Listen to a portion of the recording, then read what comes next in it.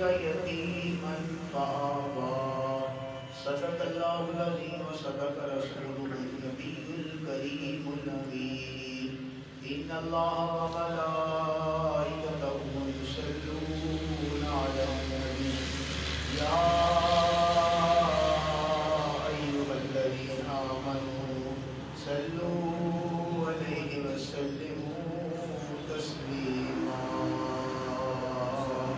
بابا حضرت نبی اسلام سرکار کی بارگاہ میں سلام سلام علیک یا سیدی یا رسول اللہ وعلی آلک وصحبک یا سیدی یا حبیب اللہ الصلاۃ والسلام علیک یا نور اللہ وعلی آلک واصحابک یا جد الحسن والحسین گنج بخش فیض عالم مظہر نور خدا ناکسارا پیر کامل کاملہ رہنما خدایا بحق بنی فاطمہ قبر قول ایمان کنی خاتمہ اگر دعوت مرد کنی بالقبول منودست دامانیاں لے رسول خدا کے فضل سے ہے ہم پہ سایہ غوث اعظم کا ہمیں دونوں جہاں میں ہے سہارا غوث اعظم کا حضرات عزیز وقار میرے محبوب کی غلاموں شمع رسالت کے پروانوں سورت و دعا ہے آخری آیات ہیں پچھلے موضوع سے متصل کرتے ہوئے ابتدا میں دو باتیں ہدیہ کر کے اپنے موضوع کی طرف آنا چاہتا ہوں خالق کائنات اپنے قرآن میں فرماتا ہے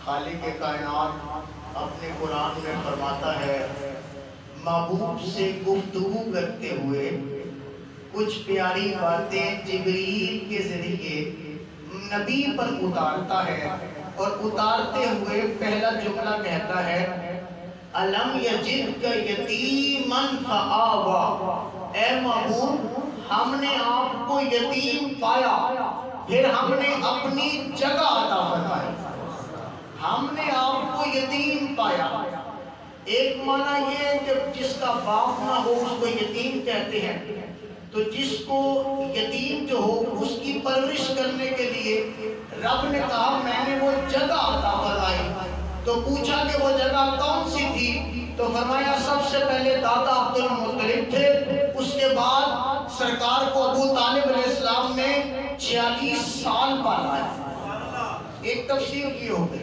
دوسری تفسیر یہ کہ الم یجدک یتیما اے محبوب آپ کو یکتا پایا اکیلا پایا اور کوئی ایسا نہ پایا آپ کو بے مثل بنایا اچھا آپ کو حسن میں بھی بے مثال بنایا اخلاق میں بھی بے مثال بنایا اور بات دراصل یہ ہے کہ مصطفیٰ کے غلاموں کو بھی رب نے بے مثل و بے مثال بنایا ہاں ابو بکر صدیق آئے ہیں میرے آقا نے صداقت کا تاجدار بنا دیا میرے آقا عمر فاروق آئے ہیں فاروق اعظم بنا دیا ہے عثمان غنی آئے ہیں صداقت کا تاجدار بنا دیا ہے مولا علی آئے ہیں شجاعت کا تاجدار بنا دیا ہے حسن و حسین آئے ہیں جنتی نوجوانوں کا سردار بنا دیا ہے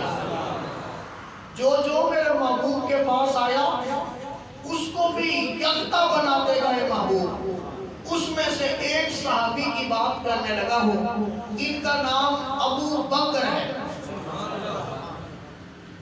ان کا نام اصل تھا عبداللہ عبدالقعبہ بھی ان کا نام تھا جب دار اسلام میں آئے تو میرے آقا نے ان کا نام رکھا ابو بکر اور صدیق نام ابو بکر مصطفیٰ نے رکھا ہے صدیق رب نے بنایا ہے آپ نے 63 برس عمر پائی ہے آپ کے والد عثمان ابو قحافہ ہیں اور آپ نے کچھ عرصہ خلافت بھی فرمائی ہے آپ مسلمانوں کے پہلے خلیفہ ہیں ایک میں نوجوانوں کے لیے بات کر کے آگے جانا چاہتا ہوں.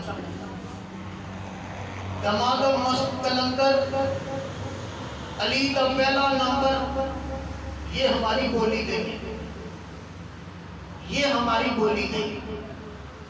ہماری بولی ہے دماغ مست کلندر ابو بکر کا پہلا نمبر. یہ ہماری بولی نہیں ہے. ہمیں ایسی تحقیق کی یا ایسی عالم کی ضرورت نہیں جو یہ اب اس امت میں پیدا کرنا چاہے کہ ابو بکر کا پہلا نمبر اور علی کا پہلا نمبر. ایسا نہیں. 1400 سالوں میں ابو بکر کا ہی پہلا نمبر ہے اور قیامت کی صبح تک اہل سنت و جماعت کا موقف یہی رہے گا کہ ابو بکر کو رب نے پہلا نمبر عطا فرمایا ہے. ہم علی سے بڑے بے پناہ محبت کرتے ہیں. ہم عثمان غنی سے بے پناہ محبت کرتے ہیں. ہم عمر فاروق سے بے پناہ محبت کرتے ہیں.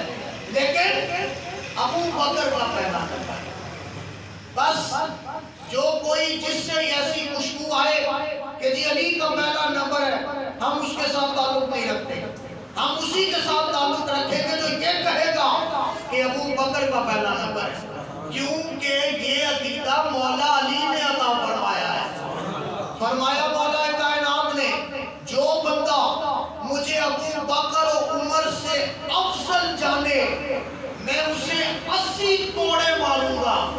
آپ نے ذوالفقار تلوار تو سنی ہے, علی کا کوڑا بھی سنیے. تھوڑے کوڑے نہیں ہیں, 80 کوڑے میں ماروں گا جو ابو بکر و عمر سے مجھے فضیلت دے گا. مولا علی نے بتایا ہے کہ مجھ سے افضل پہلا نمبر حضرت ابو بکر صدیق کا ہے.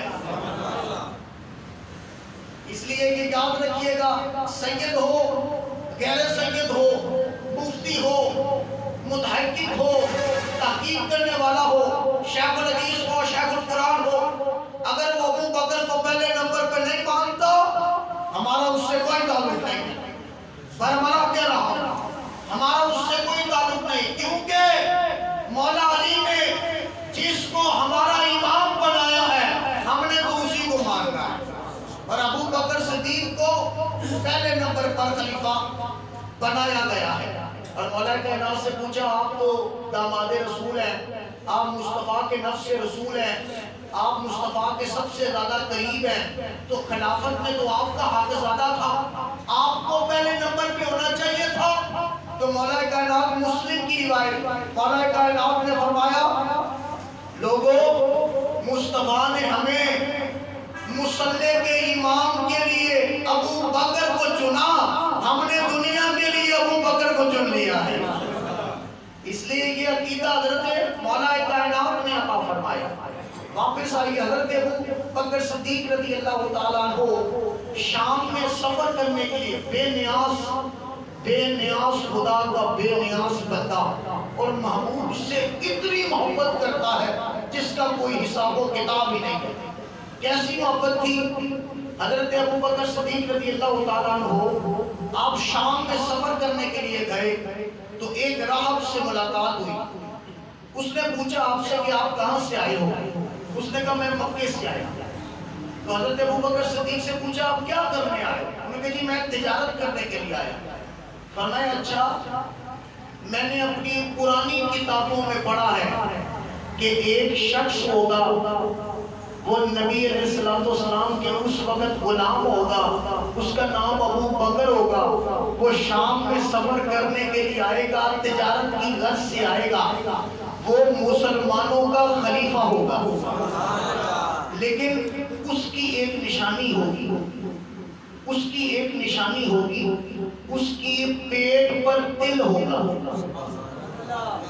تو ساری نشانیاں تو میں نے دیکھ لی, لیکن تیرے پیٹ پر دل ہے وہ نہیں دیکھا.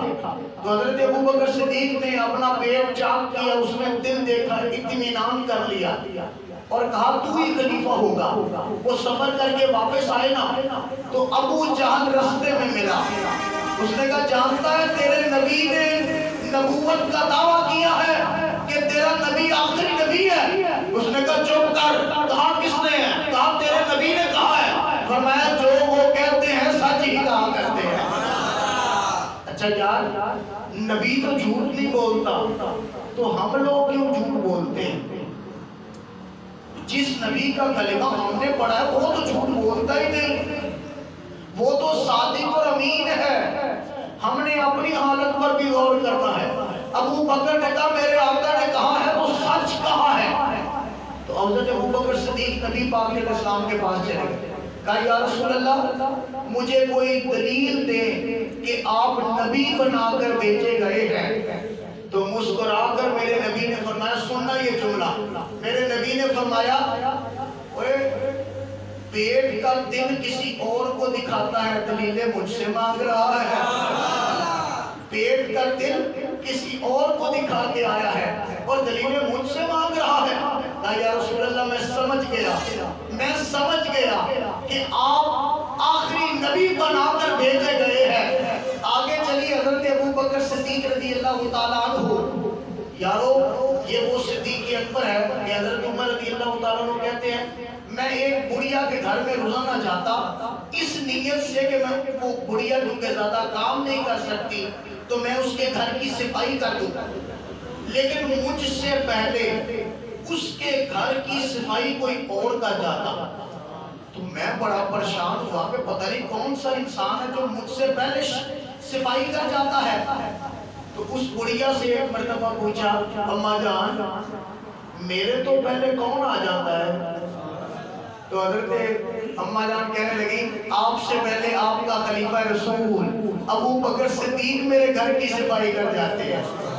اور مدینے کی ریاست بنانے والوں، ریاست مدینہ یہ ہے کہ خلیفہ پاک اسلام آباد میں بیٹھ کر باتیں نہیں کرتا بلکہ لوگوں کے اندر رات کو گشت کرتا ہوا نظر آتا ہے، اور جو بھوکا گھر ہوتا ہے اپنے کندھوں پر آٹے کا توڑا لاد کر اس کے گھر میں پہنچا کر آیا کرتا ہے۔ اگر مدینے کی ریاست بنانی ہے تو مدینے پاک کا اور نبی پاک علیہ السلام کی حکومت کا کردار چاہیے۔ ابو بکر صدیق رضی اللہ تعالیٰ سارے غلام بیٹھے ہیں، حضرت انس بن مالک کو میرے آقا فرمانے لگے، صحابہ بیٹھے تھے سارے، تو میرے آقا فرمانے لگے انس بن مالک کو، فرمانے لگے انس وقفہ ڈال کے آیا کرو محبت بڑھے گی، وقفہ ڈال کے آیا کرو محبت بڑھے گی۔ تو حضرت ابو بکر صدیق ظہر کے وقت آئے نماز پڑھی چلے گئے، عصر کے وقت آئے نماز پڑھی چلے گئے، مغرب کے وقت آئے نماز پڑھی چلے گئے۔ جب ظہر کو نماز پڑھ کے نکلے نا تو میرے آقا نے امامت کرائی، ابو بکر نے نماز پیچھے پڑھی، تو انس کو کہنے لگے یار ابو بکر نہیں آیا، یار ابو بکر نہیں آیا۔ اچھا عصر کی نماز پڑھی تو پھر کہا یار ابو بکر نہیں آیا، دیکھا بھی نماز پیچھے انہوں نے پڑھی بھی، تو عشاء کا وقت آیا نا تو کہا وہ ابو بکر نہیں آیا ابھی تک، تو انس بن مالک بھاگ کے گھر گئے ابو بکر صدیق کے، کہا حضور آپ کو اللہ کا رسول یاد فرما رہا ہے۔ اچھا وہ بھاگتے ہوئے عاشق بھاگتے ہوئے آئے، تو کہا یا رسول اللہ صلی اللہ علیہ وسلم میں حاضر، تو میرے آقا نے فرمایا وہ ابو بکر تو آیا نہیں، کہا یا رسول اللہ آپ نے پہلے تو فرمایا ہے کہ وقفہ ڈال کے آیا کرو محبت بڑھے گی، فرمایا میں نے دوسروں کو کہا ہے تجھے تو نہیں کہا نا، اور جب تک تو ہوتا ہے میرے دل کو تسلی رہتی ہے۔ یہ ابو بکر صدیق رضی اللہ، مسجد نبوی کی تعمیر ہونے لگی، نبی علیہ السلام نے فرمایا کہ کون کون تعمیر میں حصہ لے گا، سب سے زیادہ اینٹیں اٹھانے والا ابو بکر صدیق، سب سے زیادہ مسجد کی صفائی کرنے والا ابو بکر صدیق تھا۔ آج تو ہم مسجد کا کلیم اٹھاتے ہوئے لینا تو دور کی بات ہے، دینا تو دور کی بات ہے، ہم تو اس کا کلیم چھاڑتے ہوئے یہ محسوس کرتے ہیں کہ گھٹا ہمیں لگ جائے گا، گرد و غبار ہمیں لگ جائے گی، خدا کی عزت کی ہوں، اگر کوئی شخص مسجد میں آ کر سجدہ کرے اور سجدے والی جگہ گندی ہو کر آلودہ ہو، اس کے ماتھے پر لگ جائے، رب تعالیٰ اس گرد کے صدقے اس کی پیشانی میں جو آگ کا عذاب ہونا ہے اس کو اس سے محفوظ فرما لے گا۔ یار یہ کوئی چھوٹی بات نہیں ہے۔ حضرت عثمان بن قحافہ، ابو قحافہ حضور علیہ السلام کے امتی ہیں، اور یہ ابو بکر صدیق وہ امتی ہے جس کا باپ بھی صحابی ہے، وہ خود بھی صحابی ہے، اس کے بیٹے بھی صحابی ہیں۔ اچھا ہوا پتہ کیا؟ حضرت ابو قحافہ جو ہیں ان کی عمر تھی 90 برس، 90 برس۔ تو ایک مرتبہ کہنے لگے کہ ابا جان، اب آپ نے تو میرے محبوب کو دیکھ لیا ہے نا، مان گئے ہو، تو اگر کہتے ہو تو کلمہ نہ پڑھ لو، اگر کہتے ہو تو میرے نبی کا کلمہ پڑھ لو۔ اب ایک باپ اور ایک بیٹے کا کردار سنا، 90 برس عمر ہے باپ کی، تو کہتے ہیں کہ ابا جان نے کہا کہ میرے پتر میں تے کلمہ تے پڑھ لواں، لیکن میں مریض ہوں، بوڑھا ہوں، مجھے یہاں سے لے کر وہاں تک کیسے لے کر جاؤ گے؟ اب ابو بکر صدیق بیٹا کیا کہنے لگا ہے؟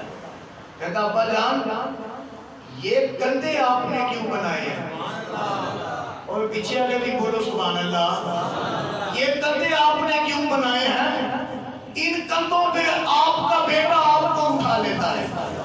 ابو بکر صدیق نے اپنے باپ 90 برس عمر ہے، اپنے باپ کو کندھوں پہ اٹھا لیا اور کندھوں پہ اٹھا کر مصطفیٰ کی بارگاہ میں لے آئے۔ جب ابو بکر صدیق کو کندھوں پہ اٹھائے بوڑھے شخص کو میرے آقا نے دیکھا نا، تو میرے آقا اپنی جگہ سے اٹھ گئے، کھڑے ہو کر استقبال کیا۔ استقبال کرنے کے بعد ابو بکر کو کہا، اے ابو بکر ان کو تکلیف دینے کی کیا ضرورت تھی؟ مجھے کہہ دیا ہوتا میں گھر میں آ جاتا۔ نعرہ تکبیر، نعرہ رسالت، نعرہ حیدری، گلی گلی نگر نگر، ابو بکر، گلی گلی نگر نگر، فرمایا مجھے کہہ دیا ہوتا میں خود کلمہ پڑھانے کے لیے گھر آ جاتا۔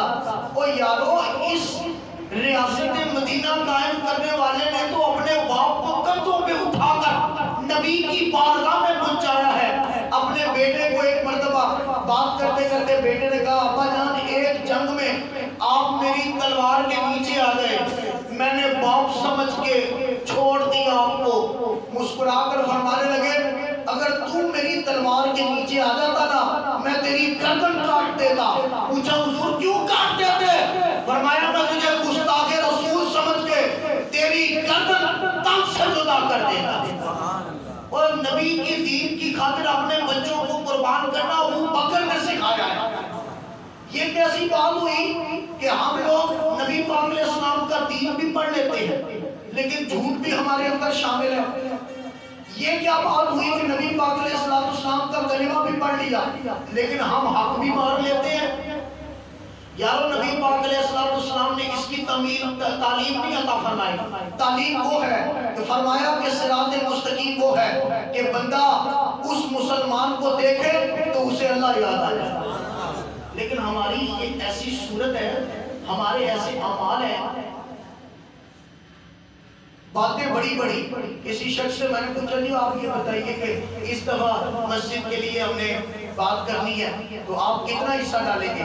تو کہنے لگا یار پچھلے سال ڈالا تھا نا، اس دفعہ حالات بہت تنگ ہیں، پیسے نہیں ہیں، حالات بہت تنگ ہیں۔ تو میں ایک بات نہ کہوں آپ کو، ابو بکر صدیق رضی اللہ تعالیٰ عنہ کو میرے آقا نے فرمایا ابو بکر یہ مسجد نبوی کا حصہ میں نے خریدنا ہے تو مجھے پیسوں کی ضرورت ہے۔ ابو بکر صدیق رضی اللہ تعالیٰ عنہ نے اپنے گھر کا سارا سامان پیش کر دیا۔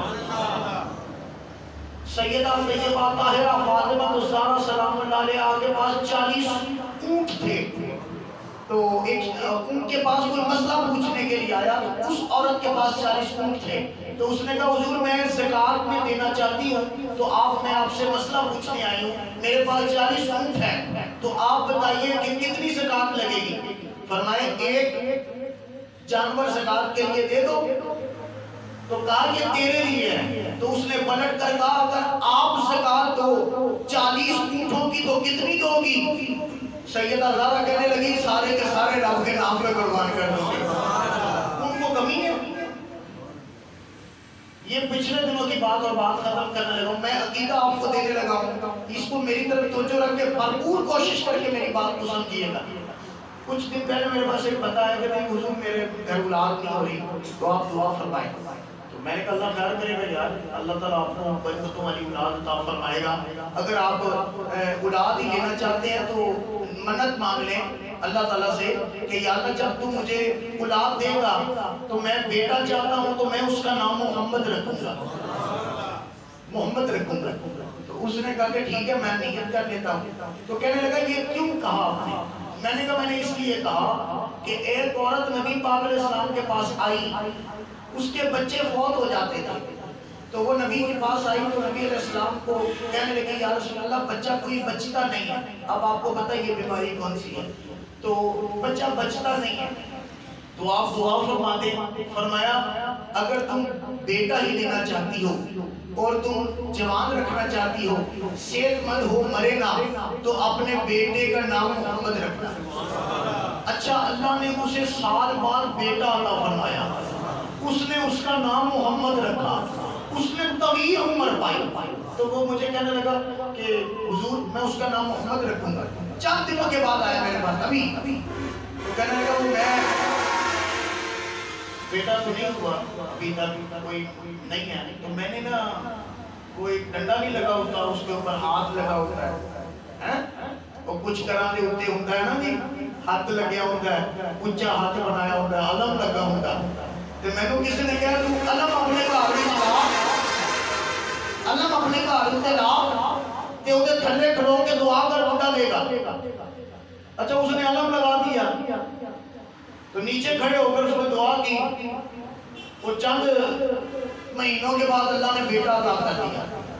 اب ذرا سننا, وہ مجھے آ کر کہتا لو تسی انہاں نوں برا کہتے رہتے جی, تے میں اپنے گھر وچ لایا تے اللہ نے منڈا دے دیتا ہے.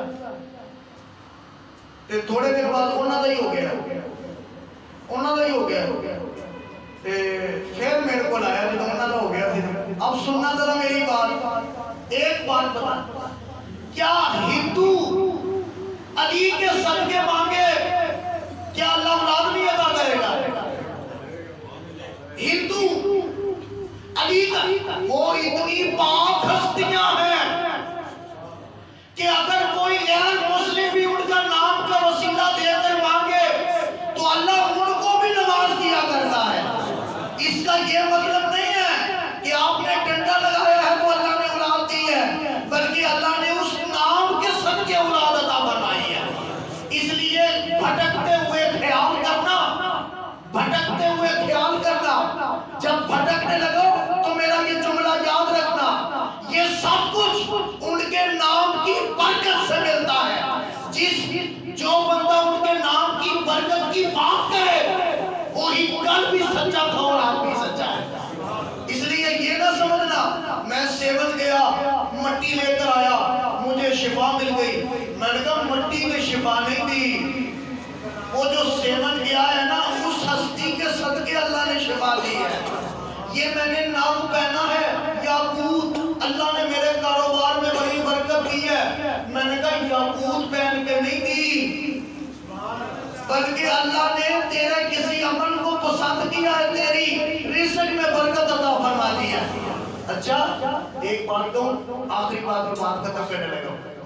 کبھی کوئی بتایا یار میں 5 نمازاں شروع کرنا اللہ میرے کاروبار سے برکت دے گا؟